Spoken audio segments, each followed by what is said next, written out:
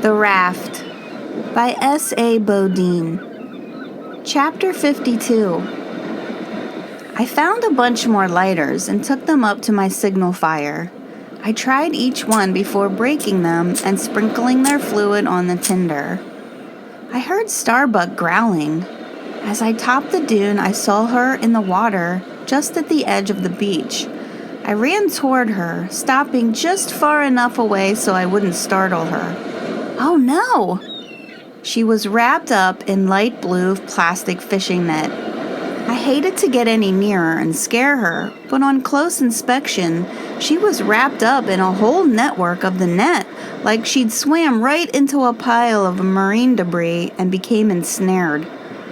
One flipper was free, and she pushed with it, trying to get up on the sand, but it wasn't enough to move her. I wanted to help her so badly, but I didn't know how. Not again. I sat down and watched her struggle. She was a little bit further out in the water, but not making any progress toward getting untangled. Maybe I could go behind her where she couldn't see me and try to get some of the net loose. You'll have to go in the water. I waited until she was looking away from me and then ran down into the water, just up to my knees, trying not to splash. I kept looking behind me for shadows under the surface. The net was so tight that I could barely slip my hand between it and her back flipper. As soon as I touched her, she flinched and tried to turn her head to see me, but she was so entangled she couldn't. She must have started struggling immediately when she got caught, which just made the net wrap tighter around her.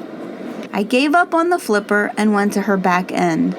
The net there was even tighter, and I couldn't get even a finger in. She was still struggling, trying to get up the beach. I needed something to cut the net off. I splashed back through the water toward the raft, but had to stop halfway to sit down and catch my breath before finally reaching it. There was a big pile of marine debris near the raft, and I'd only looked for lighters. Maybe I'd find something sharp enough to cut the net. With a stick, I dug through. I pushed over a board and stopped. I wiped the sweat off my forehead and bent down. With 2 fingers, I plucked out what looked like a knife. It was just a piece of rusted metal, wickedly jagged on one side, but it looked like it would cut. There wasn't any other option, so I got a safer grip on it and headed back for Starbuck. She was a little further out in the water. Ignoring her cries of warning, I splashed around behind her and slipped my knife in between the net and her flipper and started sawing, careful not to cut her. Luckily, she was so tangled she couldn't get her head close enough to bite me. The plastic was tough, but I managed to cut one piece off. The work was draining, and I had to stop and wipe my forehead off and catch my breath. Finally, I had her flipper loose, but the rest of her was still hopelessly tangled. And now, in addition to trying to get herself loose, she was trying to get away from me. In as soothing a tone as I could muster, I said, "I'm trying to help you. I'm trying to help you." In spite of her very vocal protests, I moved around to her side, putting myself between her and the beach, and started sawing at the net on her back. And then she stopped making noise and splashing. I stopped what I was doing and stepped back so I could see all of her with my one eye. Her head sagged in the water. The light blue plastic had become a noose around her neck, strangling her, and my loosening the back had only made it possible for the net to tighten more around her neck as she struggled. "No!" I pushed at her. "Starbuck!" She didn't move. She was gone. I stepped back until my feet hit the beach, then dropped to my knees. Not again! Not again! Not again! I threw the knife off to the side. The waves gently pushed her up on shore. I was the only one left. My empty stomach cramped, and an absolutely unthinkable idea made its way into my head. I shook my head. No, I wouldn't do it. To get rid of the thought, I got up and ran away from Starbuck, dead on the beach. I ran back to the raft, where I threw myself down on the sand. I was dizzy and could barely breathe. I lay there until my heart stopped pounding. My lips were dry again. I reached into my pocket for the Carmex, and instead, my fingers curled around something else. I pulled out the Marilyn Monroe lighter. More out of habit than hope, I flicked the wheel with my thumb. A spark sputtered. I nearly dropped the lighter at first, but managed to hold on, afraid it wouldn't light up again. I held my breath as I flicked the wheel once more. Another slight hint of a spark. I exhaled, please, please, please. I looked up at the sky. 3rd time's the charm, right? My hand trembled, so I gripped my wrist with my other hand to steady it. Come on! My thumb slid the wheel, and a flame popped up, wavering, but steady. I held it for a moment, then let it go out. Lifting the lighter to my lips, I kissed Marilyn Monroe. I had fire. I had fire. Chapter 53. Suddenly, my unthinkable idea by the beach didn't seem so unthinkable. If I was going to save myself, I had to think selfishly. I'd already proved that, hadn't I, when I'd put Max in the water to save myself? But he had been gone. I hadn't killed him. A fine line, yes, but one I had to live with if I was going to, well, live. Starbuck was gone. I wouldn't let the monster take her. I needed her more. Maybe I wasn't worth the saving. Maybe my life wasn't worth Max's. Maybe my life wasn't worth Starbuck's. But if it wasn't, why was I still alive? Their deaths would be worth nothing, mean nothing, if I didn't make it. Max had saved me. He gave me a chance to live, and if I didn't take that chance and run with it... I walked to the bank and looked out over the water, thinking something caught my eye down the beach. A huge green sea turtle, nearly the size of a tabletop, had crawled up on the beach and lay there, sunning itself. My gaze went to the henna turtle on my ankle. I bent over and traced it with my hand. The tattoo was in terrific shape. The one part of me that was actually not any worse for wear. My Amakua. The sea turtle lay there content. A sign? I shrugged. Maybe. It was whatever I wanted it to be. Back at the raft, I put the Carmex and the lighter in Max's ditty bag, then put the cord around my arm. The trip to the beach took a while. I had to stop 3 times to rest. Once there, I found my makeshift knife and stood over Starbuck, my heart pounding. I shook my head. Not Starbuck. Not anymore. I wanted to apologize. Instead, I started to cry and said, I want to live.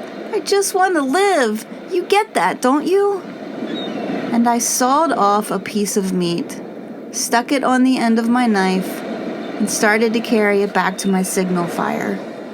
I got dizzy and stopped, leaning over to put a hand on my knee and take a break. No rush.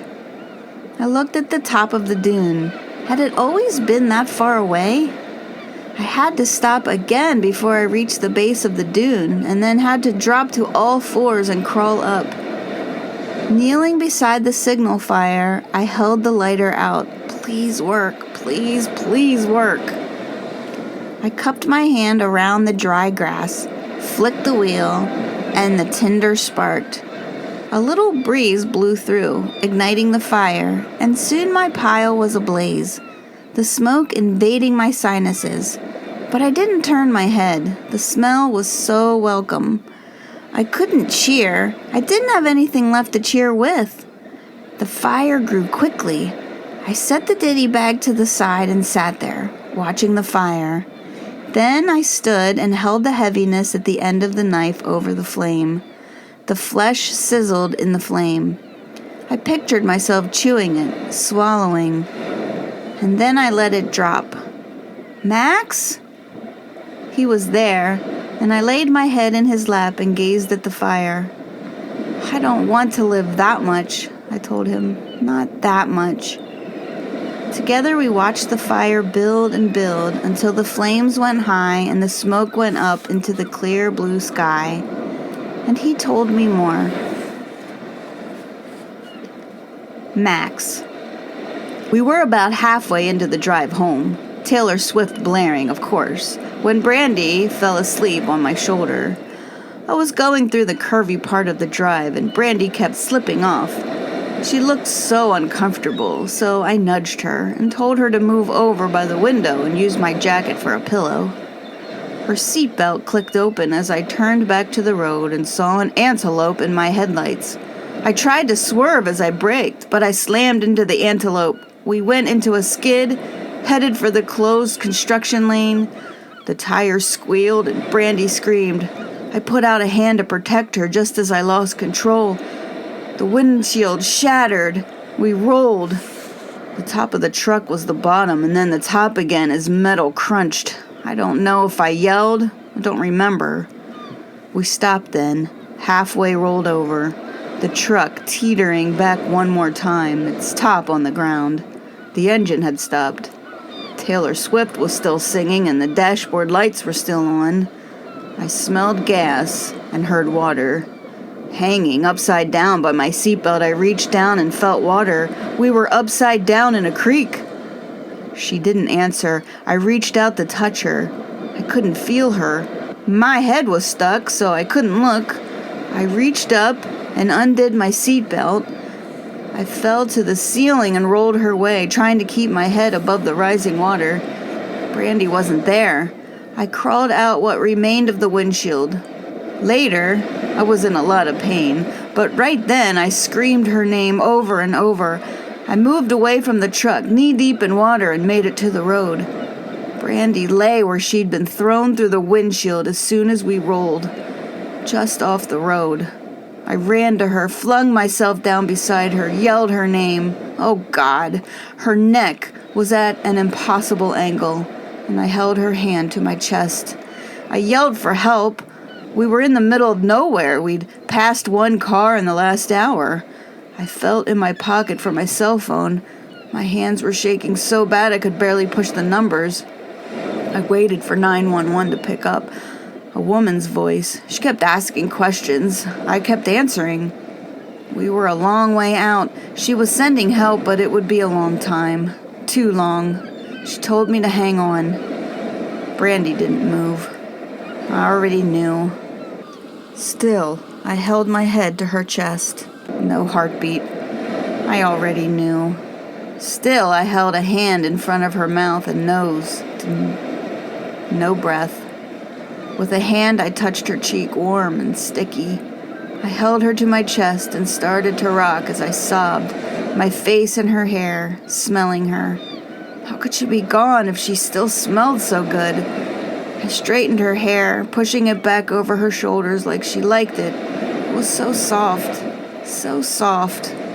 I heard a sound. The antelope I'd hit lay in the road about 10 yards away from me. Another, this one with horns, stood over it, looking down. Then he looked at me as I lay in the road holding my dead girlfriend. The mountain night was cold enough that his breath was a puff as it came out of his nostrils. He was motionless, staring at me. He didn't need me to tell him not to love. Ever. Chapter 54. I said, "I'm sorry, Max," and started to cry. But when I reached up to wipe away my tears, there were none. My face was dry. There were a few pages left, but I was so tired I couldn't see straight anymore. I lay down on my side and fell asleep. When I woke up, I was still tired, so tired. My throat was so dry I could barely swallow. I rolled on my back and looked up at the sky, cloudless. Again. The color blue used to be my favorite. I'd grown to hate it. was the last thing I'd had to drink.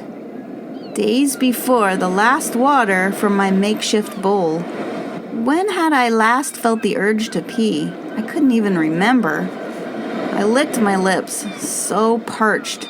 I pulled out the Carmex and covered them. All I could do was watch the smoke spiral in the breeze. Max said, "You can't let the fire go out." I looked at the small pile of wood only steps away. "I'm too tired." "You have to." I got to my hands and knees and crawled over to the pile. I grabbed a piece in each hand and crawled back, then tossed them into the fire, which quickly renewed itself. I collapsed on my back again, staring at the blue above me. If I get out of this, I will. What? I will be happy with my life. I will feel lucky because I am. I am lucky just to have a house and food and water and parents who love me. But I don't have any of those things. I'm not lucky at all, not anymore. My face crumpled and I sobbed invisible tears that were a sign. I covered my face with my arms. I'm not going to make it. I'm not. Would my parents ever know what happened to me? Would anyone? I rolled on my side. An albatross skeleton lay not far from me, feathers still clinging to the bone. Maybe I would end up like that. Maybe it would be years before anyone stumbled across my body. Maybe when someone did find me, they wouldn't even be able to tell who I was. I put my hands together, praying. Was I? Not really. When I was little, I did say my prayers every night. But when it was just me and I was older, without Mom and Dad putting me to bed, I stopped. Midway didn't even have a church. We did have a white cross, though, on an edge of the island overlooking the lagoon. A metal plaque on it said something about the cross being 140 miles from the international date line and that, traditionally, the world's last Easter sunrise service was held there every year. Every Easter, the residents of Midway did gather at the cross at sunrise. Sometimes someone read from the Bible or said a few words. Usually we sang a hymn. This year, I had slept in. I slipped my hands under my head and shut my eye. I could bargain with God. Isn't that what people did in these situations? Dear God. I stopped. Somehow praying now, when I really needed something, seemed too little too late. Besides, if God was up there, he would make his own decisions. Truth was, I had no strength to plead my case. I hoped sleep would find me fast.